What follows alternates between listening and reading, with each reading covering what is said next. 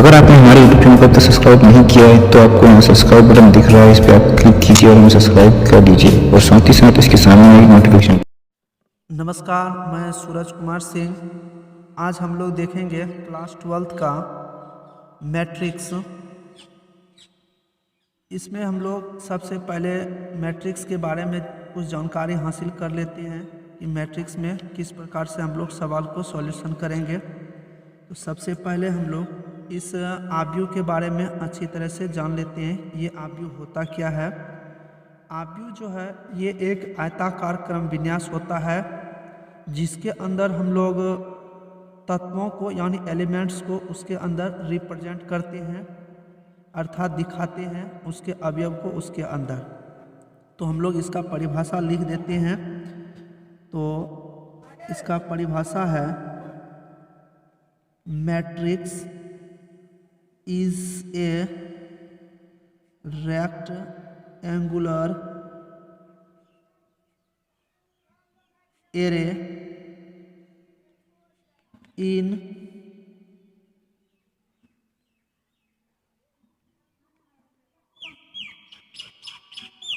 which we represent elements। Matrix क्या है? एक आयताकार क्रम विन्यास है जो कि एलिमेंट्स को दर्शाता है। इसे हम लोग अंग्रेजी वर्णमाला के कैपिटल लेटर से दर्शाते हैं। कोई भी कैपिटल लेटर से इसे हम दर्शा सकते हैं। तो हम लोग इसे ए से रिप्रेजेंट करते हैं, दिखाते हैं। तो यह एक आयताकार क्रम विन्यास होता है। अब इसके अंदर जो भी लिखा जाता है वो एक तत्व होता है, एलिमेंट्स होता है, अवयव होता है। तो हम लोग इसे दर्शाते हैं। तो मान लिया जाए यहाँ ए है, बी है और ये सी और ये डी है। तो इसे हम लोग पहला पंक्ति बोलेंगे और नीचे वाले को हम लोग दूसरा पंक्ति बोलेंगे। उसी प्रकार से हम लोग ये जो स्तंभ के रूप में दिख रहा है इसे हम लोग पहला स्तंभ बोलेंगे और ये पहला स्तंभ हुआ।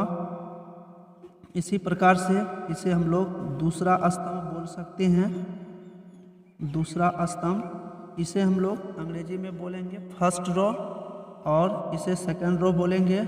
यह फर्स्ट कॉलम है और यह सेकंड कॉलम है।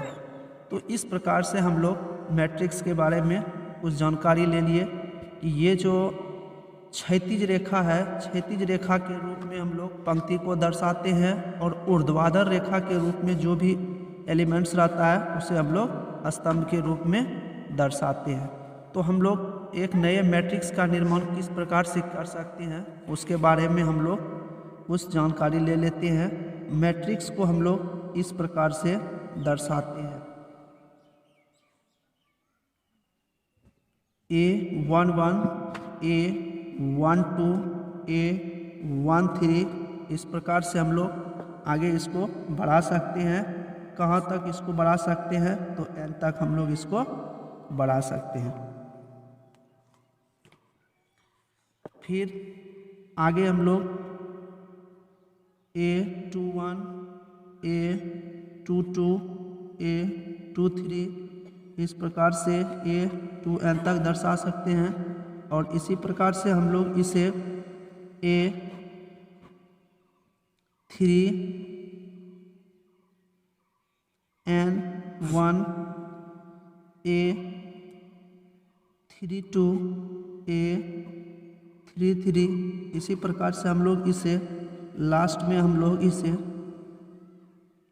A3n और एक लाइन हम लोग और लिख लेते हैं। यहाँ पर एक लाइन और दर्शा देते हैं ताकि आपको अच्छी तरह से समझ में आ जाए। तो यहाँ हम लोग इसे इस प्रकार से दर्शाएंगे।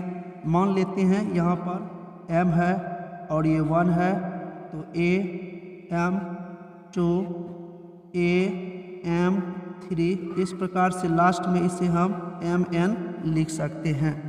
तो इस प्रकार से हम लोग यहाँ पर मैट्रिक्स की रचना इस प्रकार से कर सकते हैं। यह हमेशा ध्यान में रखना है कि लास्ट में हमेशा जब भी शुरू करना स्टार्ट करना है कोई भी पंक्ति, तो उसके लास्ट में इकाई अंक होना चाहिए, यानी 1 होना चाहिए। तो इस चीज़ को हम लोग शॉर्ट में इस प्रकार से भी इसे हम लोग लिख सकते हैं, A बराबर AIJ, और यह M पंक्ति है और N स्तंभ है। तो इस प्रकार से इसे हम दर्शा सकते हैं। तो चलिए अब हम लोग थोड़ा सा कोटि के बारे में जान लेते हैं, कोटि क्या होता है।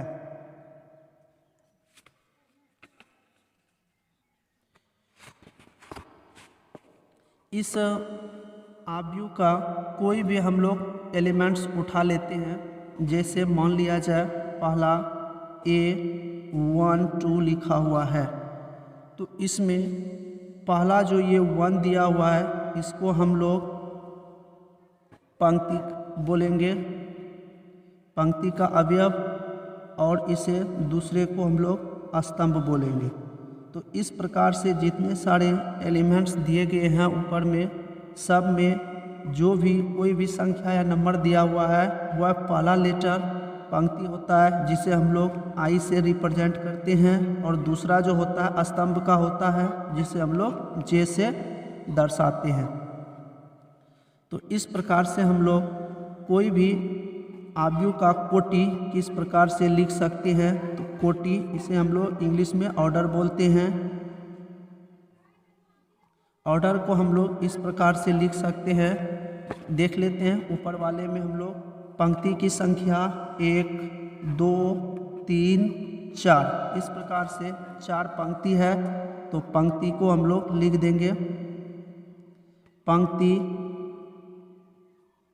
इंटू स्तंभ।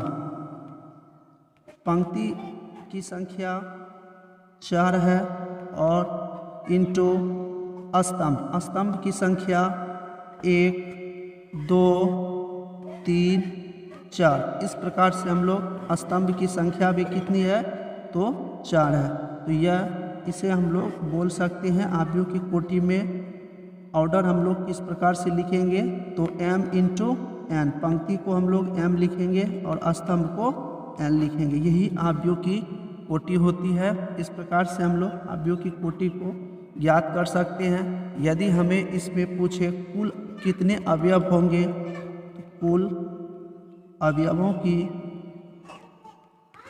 संख्या बराबर M इंटू N कर देंगे, अर्थात ऊपर वाले को ही हम लोग ले लेते हैं, तो 4 इंटू 4 इक्वल टू 16, तो यही हो जाएगा कुल अवयवों की संख्या। तो इस प्रकार से हम लोग आव्यूह में कर सकते हैं। अब इसके बाद हम लोग नेक्स्ट वीडियो में चैप्टर स्टार्ट करेंगे।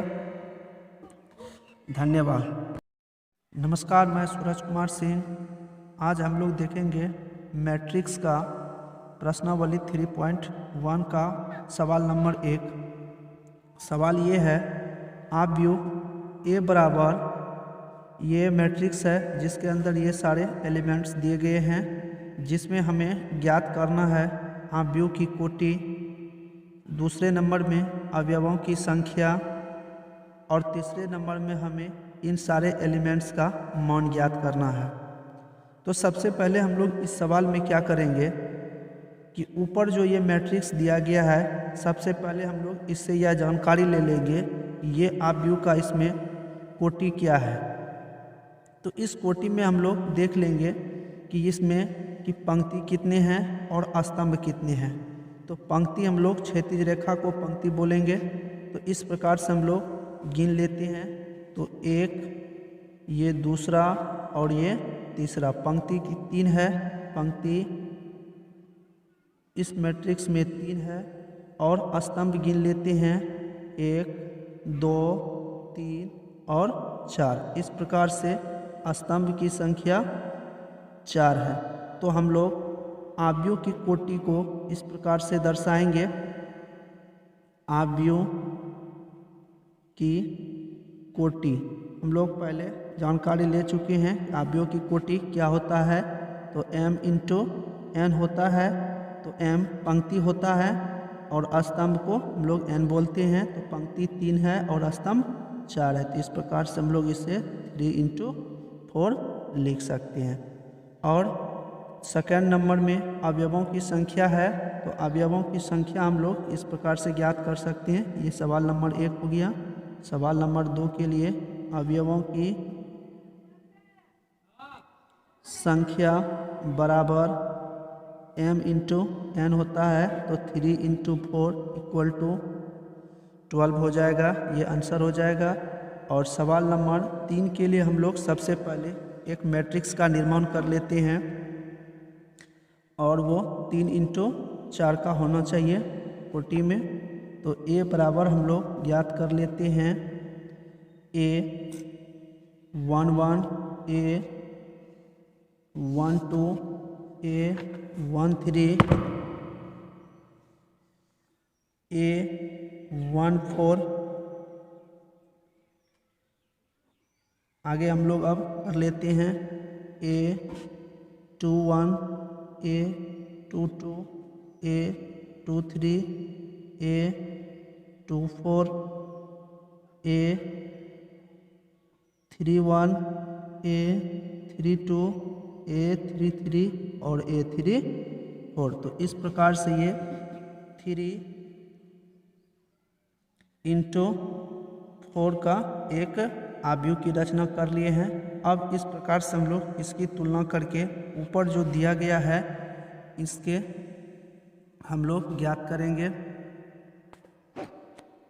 इनसे हम लोग रिलेटेड करके इसका मान हम लोग ज्ञात करेंगे। तो हम लोगों का मान का राय ज्ञात करने के लिए a13, तो हम लोग यहाँ देख लेंगे कि a13 है कहाँ। तो a13 1 2 3 इस प्रकार से है। तो ऊपर वाले में हम लोग देख लेंगे a13 कहाँ है। तो a11, a22 और a3 इस प्रकार से हम लोग a13 का मान हम लोग लिख लेंगे। a13 बराबर हो जाएगा 19। फिर है a21 के जगह पर a21 यहाँ है, दूसरा पंक्ति का पहला है। तो इस प्रकार से हम लोग दूसरा पंक्ति का पहला 35, तो हम लोग इसके जगह पर 35 लिख देंगे। इस प्रकार से हम लोग फिर आगे का राय ज्ञात करने के लिए a33, तो a33 बराबर a33 यहाँ है तीसरा पंक्ति का तीसरा नंबर। तो इस प्रकार से हम लोग तीसरा पंक्ति का तीसरा नंबर -5 है, तो यहाँ पर हम लोग -5 लिख देंगे। और आगे हमें कह रहा है a24 और 23, a24 और a23 का मान ज्ञात करना है। तो a24 यहाँ है, 23 यहाँ है। इस प्रकार से हम लोग दूसरा पंक्ति में देखेंगे तो a24 ये हुआ 12 और a23 हुआ 5/2, यानी हम लोग इसके जगह पर लिख देंगे 12 और इसके जगह पर हो जाएगा 5/2।